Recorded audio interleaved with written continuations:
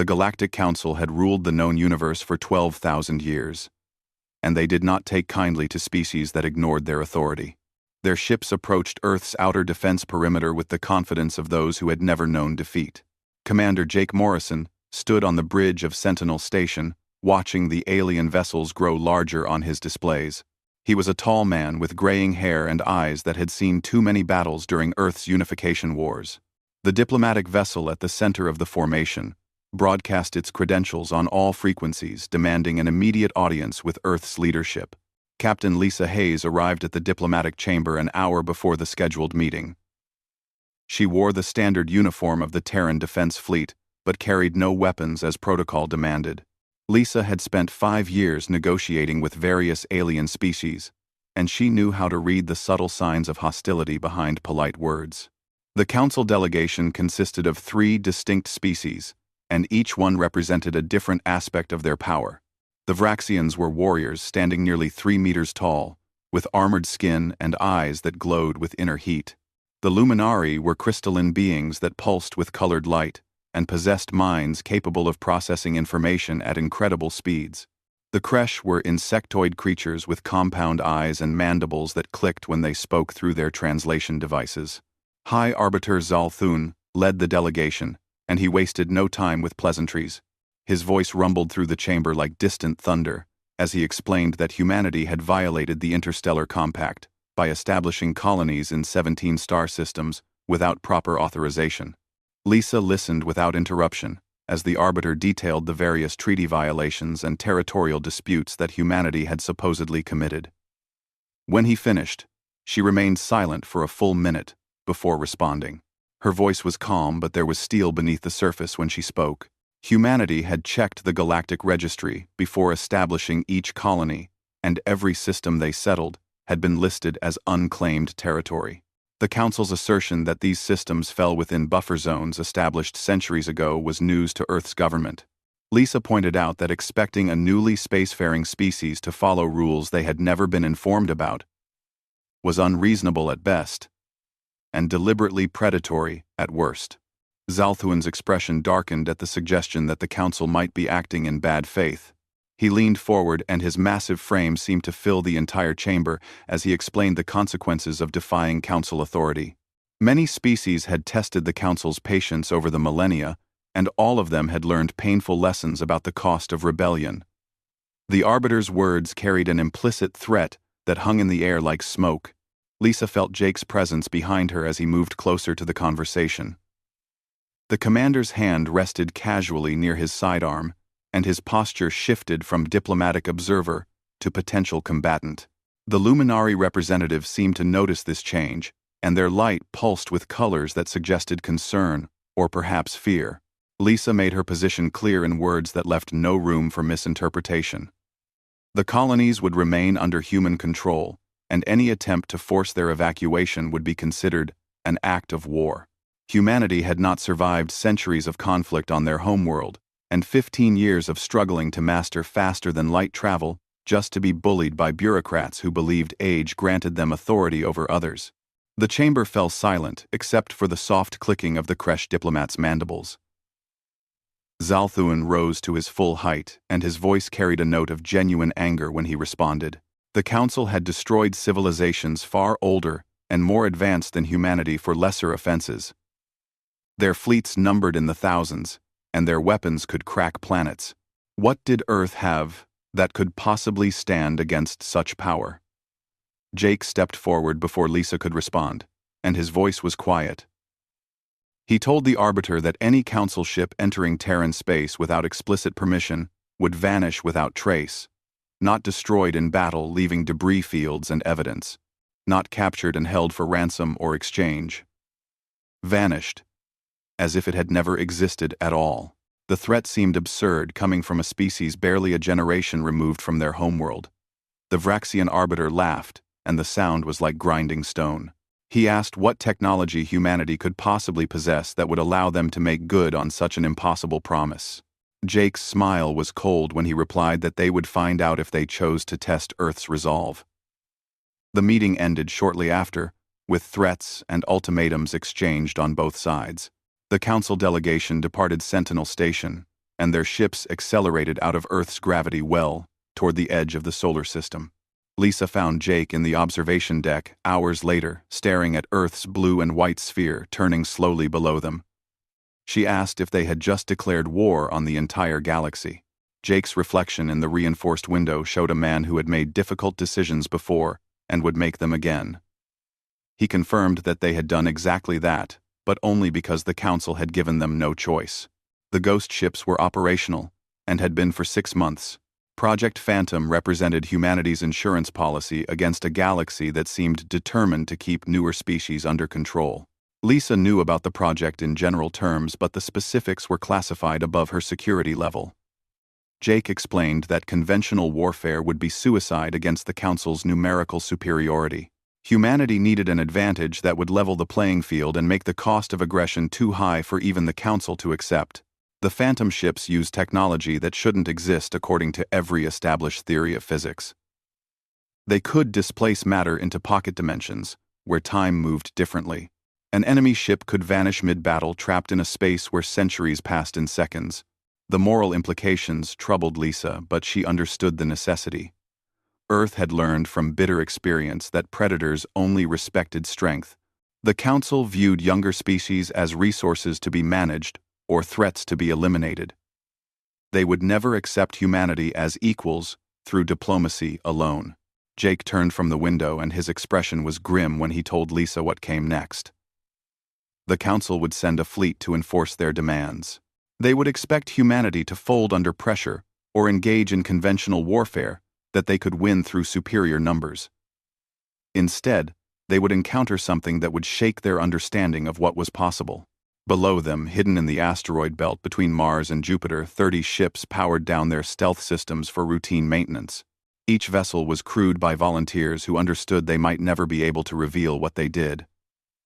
The technology they carried could change the balance of power in the galaxy, but only if it remained secret. Jake and Lisa watched Earth turn below them, and both understood that the coming days would determine humanity's future among the stars. 3 weeks passed before the Council made their move, and when they did, it was with overwhelming force. High Arbiter Zalthun assembled a task force of 47 warships, representing every member species of the Council. The fleet gathered at the edge of Council space in a display meant to intimidate any species foolish enough to watch.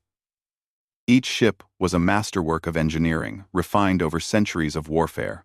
Their hulls gleamed with energy shields capable of deflecting asteroids, and their weapons could sterilize a planet's surface in hours.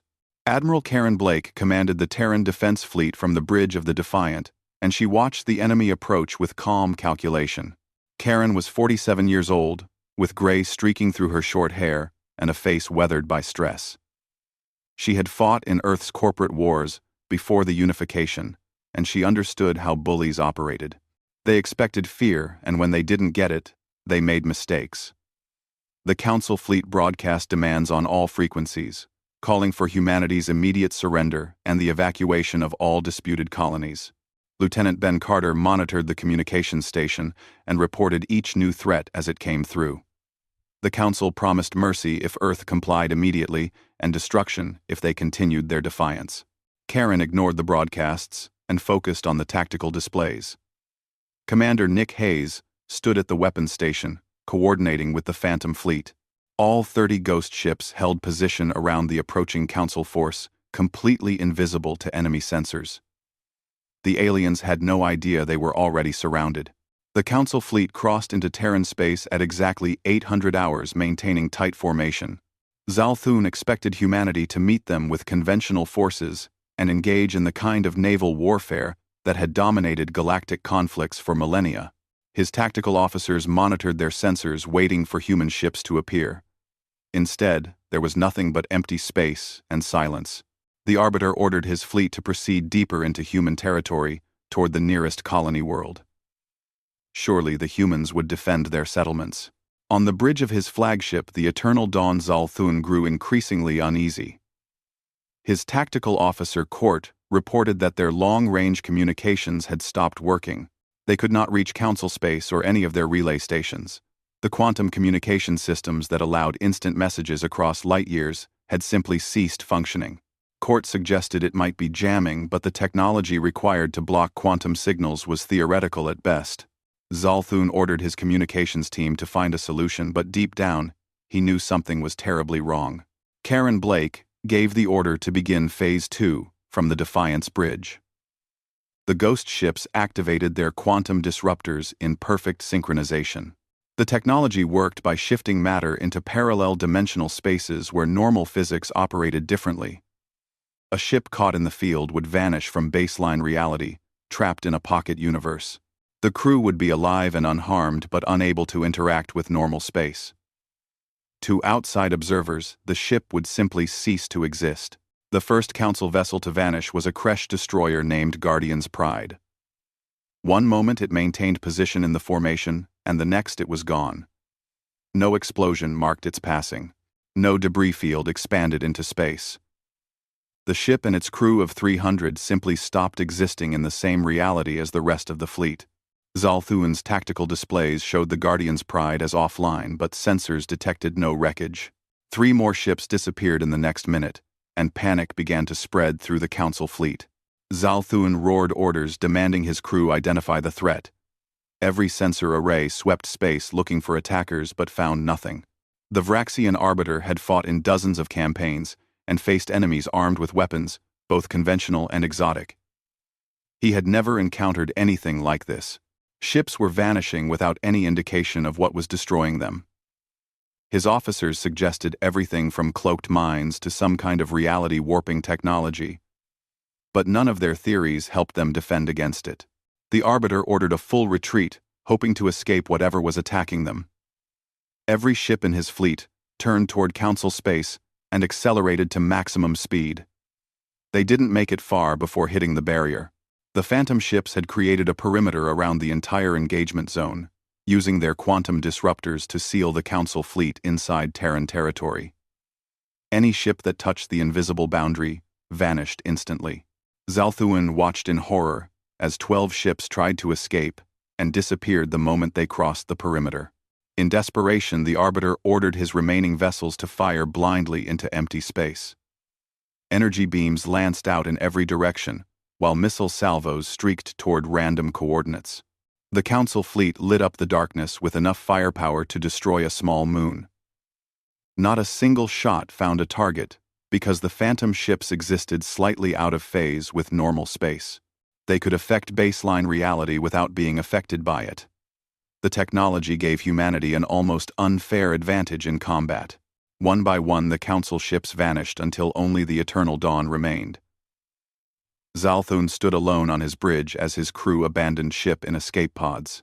The pods vanished the moment they launched, trapped in the same pocket dimension as the ships.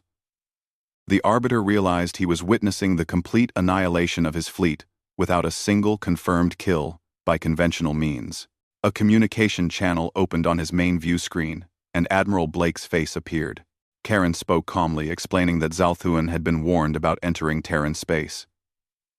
Humanity defended its sovereignty absolutely and without compromise. The Arbiter demanded to know what had happened to his ships and crews. Karen told him they were safe in pocket dimensions where time moved differently. The crews would live out their lives thinking only moments had passed. When humanity decided the galaxy was ready to treat them with respect, the ships would be returned. Zalthun threatened that the Council would send more fleets with better weapons and greater numbers. Admiral Blake's expression hardened as she responded. "Let them come," she said. Every ship humanity took was one less the Council could use to bully smaller species. Earth had accessed Council records and discovered the truth about 17 civilizations that had been suppressed or destroyed for refusing to submit. That pattern of behavior was ending whether the Council liked it or not. Karen terminated the communication, and seconds later, the Eternal Dawn vanished like all the others. Across Terran space, 30 Phantom ships powered down their weapons and returned to patrol patterns. Not a single human life had been lost in the engagement. Not one Terran vessel had been damaged or even directly threatened. The Council's Grand Fleet had entered human territory with demands and threats. It had vanished forever, just as Jake Morrison had promised. The message was clear and unambiguous. Humanity would defend itself with technology, the galaxy couldn't counter, and determination that wouldn't break. The disappearance of 47 warships sent shockwaves through Council space that no amount of official statements could suppress. For the first time in 12,000 years, an entire military fleet had been destroyed without leaving any evidence. Member species began questioning the Council's ability to maintain security and protect its forces. Emergency sessions were called, and debates raged for days as different factions argued about how to respond. Some called for immediate retaliation, while others urged caution and investigation. The task of investigating what happened fell to the Luminari, whose crystalline minds excelled at analyzing complex patterns. Bright Edge of Dawn was chosen to lead a scientific team to the border of Terran space. The Luminari brought sophisticated sensor equipment designed to detect quantum anomalies and spatial distortions. They were careful to remain outside human territory to avoid triggering another incident. Commander Greg Palmer accompanied them as Earth's liaison officer, and his orders from Admiral Blake were clear. Cooperate enough to appear reasonable, but protect the Phantom technology at all costs. Greg was a xenobiologist by training, and he understood alien psychology better than most humans. He had spent years studying how different species communicated and thought. This knowledge made him valuable in negotiations because he could anticipate reactions and adjust his approach accordingly. Bright Edge of Dawn pulsed with curious colors as they examined the data their sensors collected. The quantum signatures at the border were unlike anything in the Luminari database. It appeared that human weapons were reaching into other layers of spacetime itself. General Krell represented the Vraxian military in the investigation, and he had little patience for scientific analysis. The massive warrior had replaced Zalthuan as the primary military voice on the Council. Krell demanded the immediate return of the missing ships and threatened war if humanity did not comply. Greg pointed out calmly that the Council fleet had invaded Terran space first. Under galactic law, humanity had every right to defend its territory. Krell's face contorted with rage as he responded that junior species had no rights beyond what the Council granted them. This attitude was exactly why humanity had developed the Phantom Project. The galaxy operated on a hierarchy based on age and power, with the oldest civilizations at the top. Younger species like humanity were expected to accept whatever scraps and restrictions the Council imposed. Earth had no intention of playing by those rules. Greg watched Krell's anger with detached interest, noting how the Vraxian's frustration grew when he realized threats weren't working. The old methods of control were failing, and that scared the Council more than any weapon. Dr. Claire Watson arrived 3 days later to assist with the scientific investigation.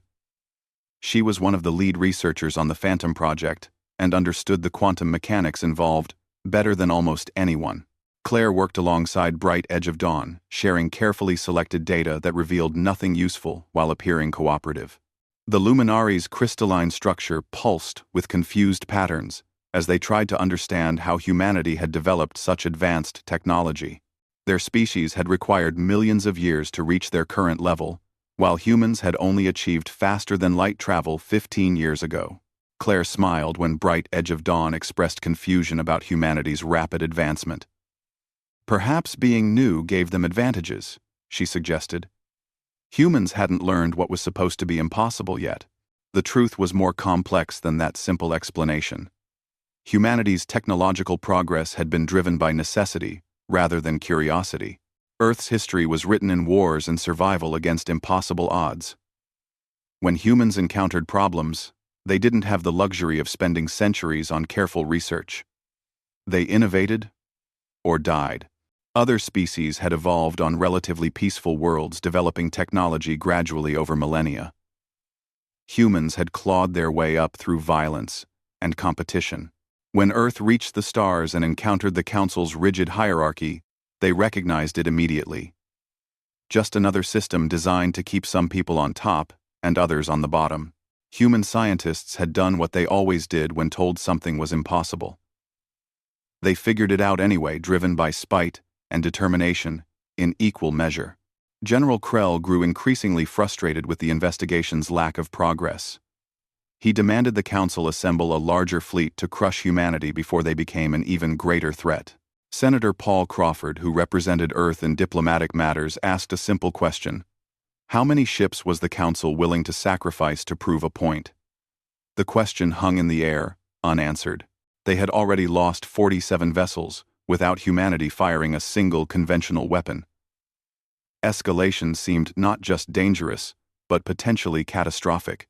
Bright Edge of Dawn made a decision that surprised everyone. The Luminari announced they wanted to visit Earth to understand humanity better. If war was to be avoided, they needed to comprehend what drove humans to such defiance. Greg approved the request, knowing Admiral Blake would need to sign off on it. He also recognized an opportunity.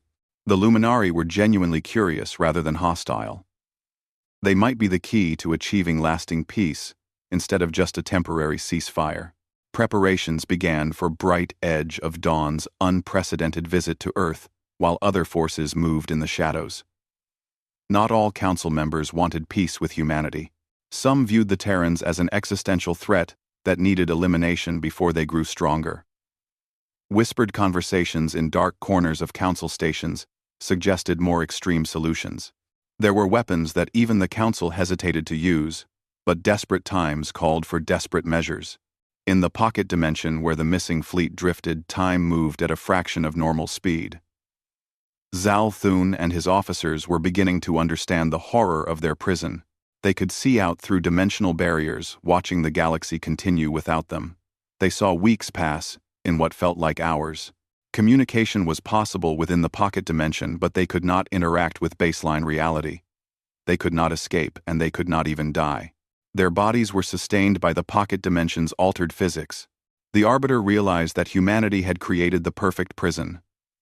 The crews were alive and unharmed as Admiral Blake had promised. But they were trapped in a hell of slow time, watching the universe move on without them. Some crews tried to adapt by establishing routines and maintaining discipline. Others descended into despair as the psychological weight of their situation became clear. Zalthun recorded messages that would never be sent, describing what they were experiencing and warning the Council not to underestimate humanity again. Back in normal space, Greg Palmer prepared briefing materials for Bright Edge of Dawn's visit.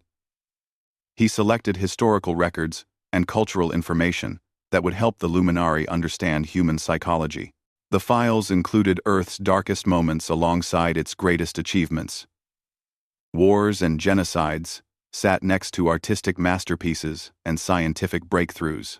Greg believed the only way to truly understand humanity was to see the whole picture, both beautiful and terrible. Dr. Claire Watson returned to Earth ahead of the Luminari delegation to prepare the research facilities.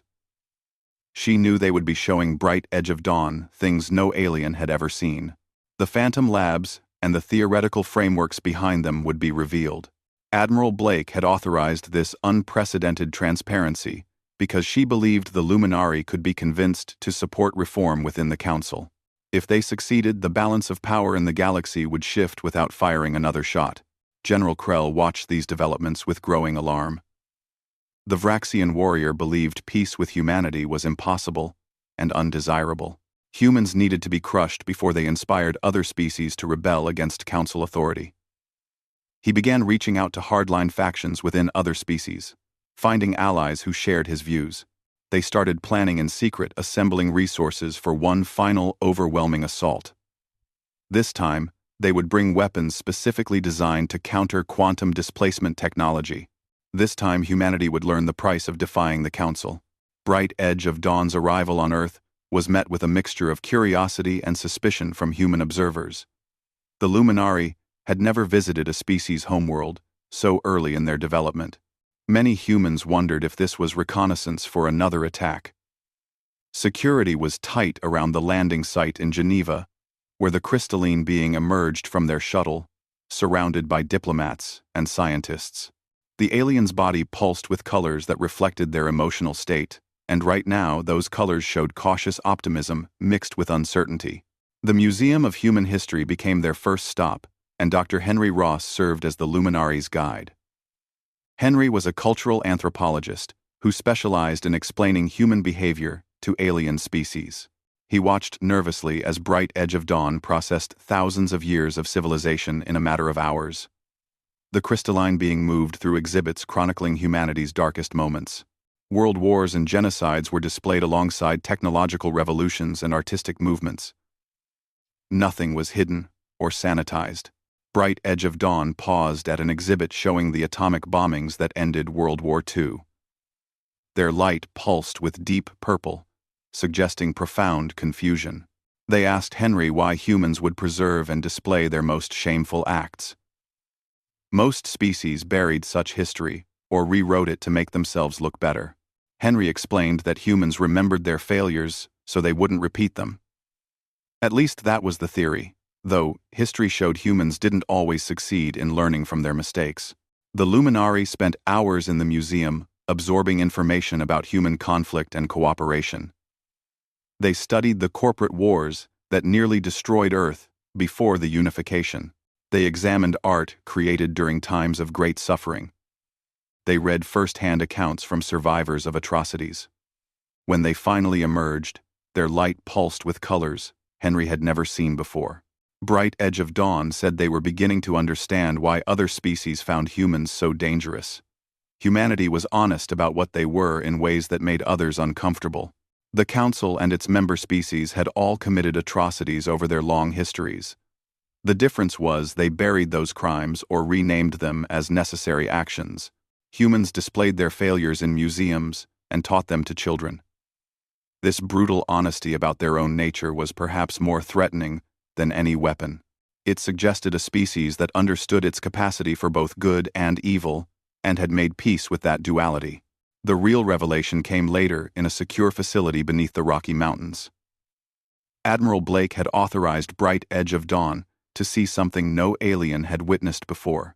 The Phantom Research Laboratories stretched through kilometers of underground tunnels. Dr. Claire Watson guided the Luminari through the theoretical framework, explaining quantum displacement technology. She showed them how matter could be shifted into pocket dimensions where different physical laws applied. The mathematics alone should have been impossible for a species as young as humanity. Bright Edge of Dawn absorbed the information with growing understanding. Their light shifted through calculation colors as they processed the implications. Then Claire showed them something else that made the Luminari's entire structure dim with shock. Holographic models filled the room showing potential futures based on computer simulations. Each model tracked what would happen if humanity released the phantom technology to the rest of the galaxy. The projections were grim.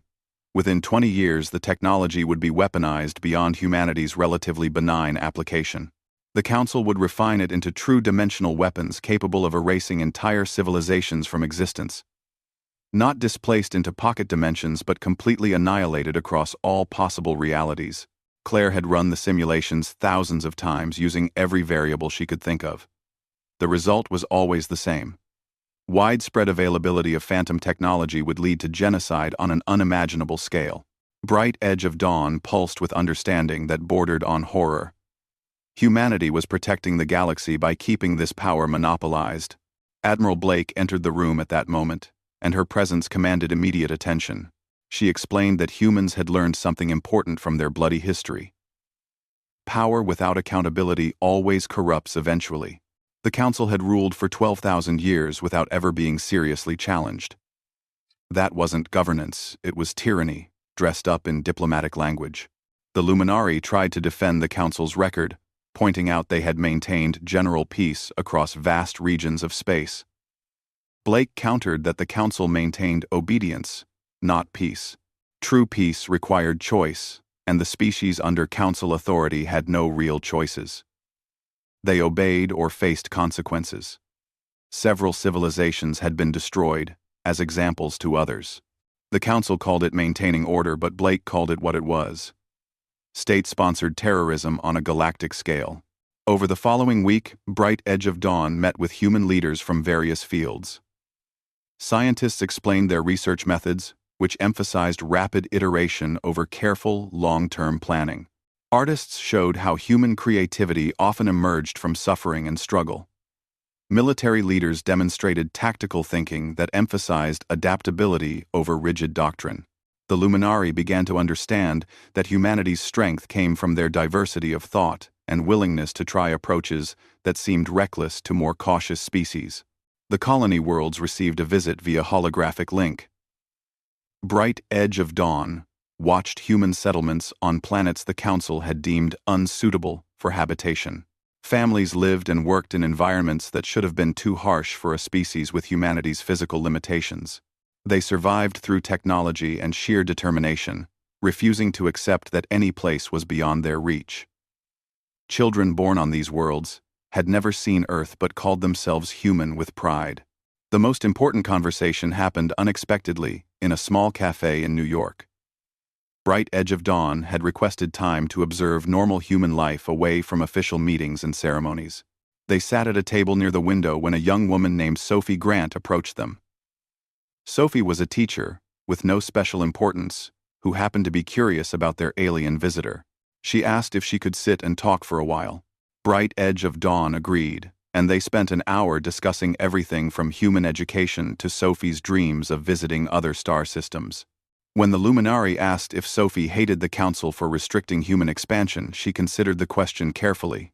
Sophie explained she didn't hate anyone, but she refused to let others dictate where she could or couldn't go. Her grandparents had left Earth to build something new, and they hadn't asked permission because they didn't need to.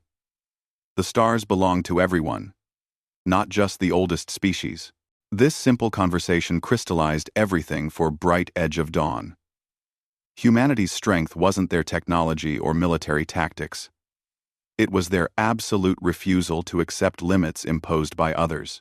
Every human, from admirals to teachers, shared this core belief that they were free to pursue their own destiny. The Council couldn't defeat that with weapons or threats. You couldn't bomb an idea or displace a philosophy into a pocket dimension. When Bright Edge of Dawn prepared to leave Earth, they met one final time with Admiral Blake. The Luminari explained they would tell the Council the truth. Humanity couldn't be controlled, defeated conventionally, or integrated into the existing power structure. The Council faced a choice between adapting to this new reality or becoming irrelevant. Blake asked what the Luminari thought the Council would choose. Bright Edge of Dawn's light pulsed with uncertain colors. They didn't know the answer, but they pointed out something important. There were younger species on the Council who remembered being suppressed themselves. Humanity's defiance gave them hope that change was possible. That hope might be more dangerous to the old order than any weapon Earth possessed. After the Luminari departed, Blake reviewed reports from Commander Greg Palmer. Several Council species were requesting direct diplomatic channels, with Earth bypassing Council authority. They wanted to negotiate separate treaties and protection agreements. Blake smiled as she read the reports. The cracks in the Council's authority were spreading faster than expected. Humanity had become a catalyst for change, whether they intended to or not. But in the shadows, General Krell and his allies were making their own plans. If humans couldn't be controlled, they would be eliminated. The hardliners had found a weapon they believed could pierce even Terran defenses. The real war was about to begin. General Krell and his hardline allies worked in absolute secrecy, assembling a new fleet far from Council oversight. They pulled ships from border garrisons and defensive positions, leaving those areas vulnerable. The fleet grew to 200 vessels, 4 times larger than the force Zalthuan had commanded. Each ship carried reality anchors, which were devices designed to lock space-time into fixed configurations. The technology was based on sound theoretical principles and should prevent quantum displacement from functioning within their area of effect. Captain Danny Foster commanded the ghost ship Whisper 9, and his vessel detected the military buildup 3 days before the fleet launched. The Phantom ships maintained constant surveillance over Council space gathering intelligence, while remaining completely undetectable. Danny reported directly to Admiral Blake via secure quantum communication. The Council was pulling ships from everywhere, betting everything on this one massive assault. Whatever they were planning, they expected it to end the conflict decisively. Blake studied the tactical displays in the Defiance War Room, surrounded by humanity's military leadership. General Rita Crawford commanded the Colonial Marines, while Admiral Frank Hayes led the Home Fleet. Commander Nicole Webb headed Special Operations and had access to humanity's most classified programs. They analyzed the Council's formation and equipment, noting the reality anchors with professional interest. The devices were clever and would be effective against conventional phantom technology. Blake pointed out that the Council thought they had figured out how to counter human defenses. They were wrong, but that confidence would make them dangerous. General Crawford suggested hitting the enemy fleet before they launched, eliminating the threat while it was still concentrated. Blake rejected the idea firmly. Humanity defended, but didn't attack. The moment they became aggressors, they would lose the moral high ground. Let the Council come to them and face the consequences of their choice. The decision wasn't just tactical, it was philosophical. Humanity had drawn a clear line in space. They would defend their sovereignty absolutely, but wouldn't conquer others. The galaxy already had too many empires. Earth would be something different, even if it meant accepting greater risks. Dr. Claire Watson's team had spent months developing Phantom 2, which used a completely different approach to quantum manipulation. Instead of displacing matter into pocket dimensions, the new system phased targets between quantum states. Reality anchors couldn't stop something that technically remained in baseline reality, just occupying different probability waves. The Council fleet launched with General Krell, commanding from the Bridge of the Vengeance, which was a dreadnought that dwarfed any human vessel. His orders were explicit and brutal. Disable human defenses, occupy the colonies, and bring Earth under direct Council control. The fleet crossed into Terran space, broadcasting the authority of the Council and expecting humanity to recognize the futility of continued resistance. Instead, they encountered something that defied their understanding of physics. 30 Phantom ships activated their upgraded drives, transforming the region of space around the Council fleet. Space-time became fluid, as reality shifted between multiple quantum states simultaneously. From Krell's perspective, he suddenly saw 50 copies of his fleet all occupying the same space but unable to interact with each other. His reality anchors, which were designed to stabilize space-time, were useless against technology that embraced quantum uncertainty rather than fighting it. The general roared orders demanding his weapons officers fire at the human ships, but every shot passed harmlessly through targets that existed in different probability states. The Council was shooting at ghosts in every literal sense of the word. Energy beams and missiles struck nothing but empty space, while the Phantom ships maneuvered freely between quantum states. Admiral Blake watched the enemy fleet flail helplessly from the Defiance bridge. She opened a communication channel, broadcasting on all frequencies, so every Council ship would receive her message simultaneously. Blake's face appeared on displays across the enemy fleet as she addressed General Krell directly. The Vraxian had made a mistake, she explained. The Council thought humanity was dangerous because of their weapons, but that was wrong. Humans were dangerous because they thought differently than species constrained by millions of years of established tradition. Stand down now, and the fleet would be allowed to leave Terran space unharmed. Continue this aggression, and they would see exactly what humanity was capable of when truly threatened. Krell's response was to order a missile barrage directed at Earth itself. Long-range weapons launched from the rear ships programmed to bypass the battle and strike humanity's homeworld directly. It was a war crime by any standard intended to break human resistance through civilian casualties. The general expected humanity to fold when faced with the potential destruction of billions of lives. Instead, he discovered that threatening Earth was the worst decision he could have made. Every Phantom ship in Terran space activated simultaneously, with power signatures that made previous demonstrations look like children's toys. The missiles didn't just vanish. Their quantum states were reversed so that instead of heading toward Earth, they were heading toward Earth in the past. This created a temporal paradox that caused the missiles to cancel out their own existence before they had even launched. The weapons simply ceased to have ever been fired. Blake's expression went cold with fury as she gave an order she had hoped never to give. Escalate to Phantom 3, which was technology so advanced that even most human military leaders didn't know it existed. 5 ghost ships, equipped with third-generation drives, activated, creating fields that rewrote the quantum wave function of anything caught within their range. Matter didn't vanish or phase. It transformed as its molecular structure was rearranged at the fundamental level. General Krell watched in absolute horror as his dreadnought began to change. Weapons systems transformed into decorative sculptures. Shield generators became gardens with alien plants. Armor plating reshaped itself into beautiful but useless artwork. The Vengeance was becoming a monument to peace, with its very atoms reprogrammed. Krell screamed orders, but nothing stopped the transformation. His warship was being turned into something completely different at the quantum level. The general finally broke when half his ship had been converted. He screamed his surrender, begging Blake to stop the transformation. The admiral gave the order, and the process halted immediately. The message was devastatingly clear. Humanity could do this to any ship, any station, or any planet if pushed far enough. They had the power to literally reshape matter at will.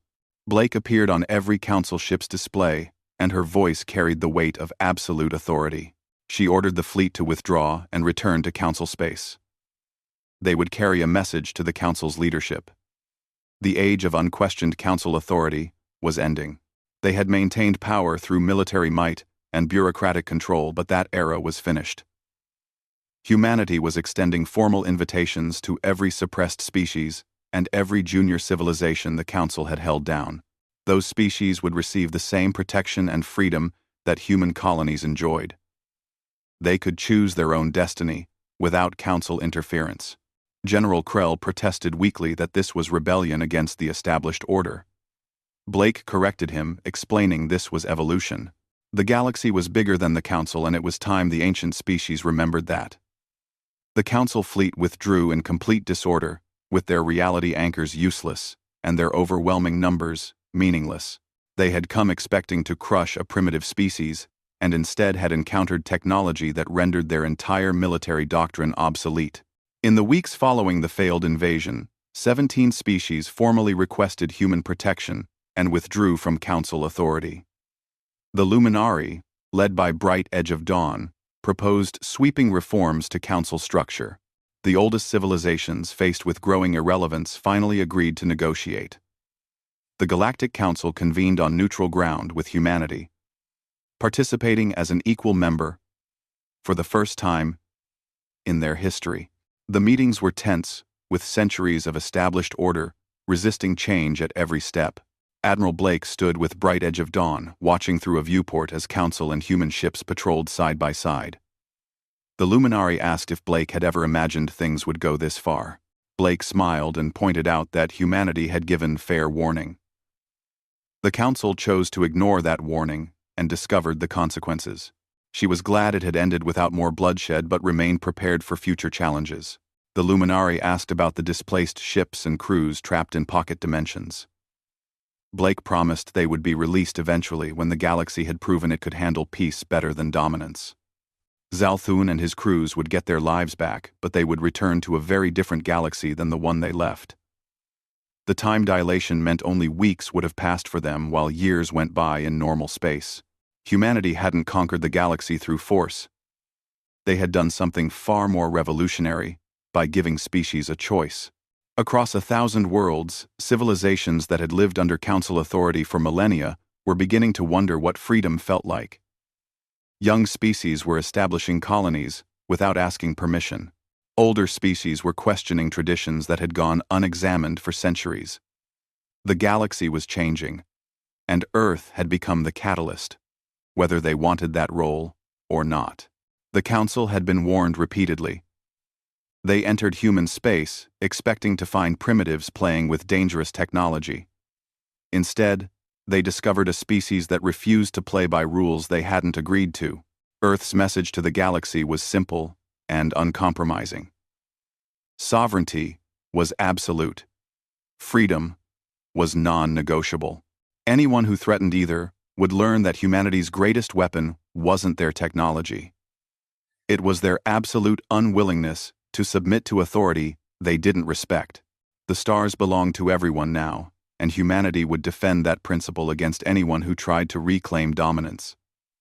The Galactic Council could adapt to this new reality or fade into irrelevance. Either way, the age of unquestioned authority was over. A new era had begun where species earned respect through actions rather than demanding it through age. Humanity stood ready to defend this principle, knowing that freedom once tasted was impossible to surrender.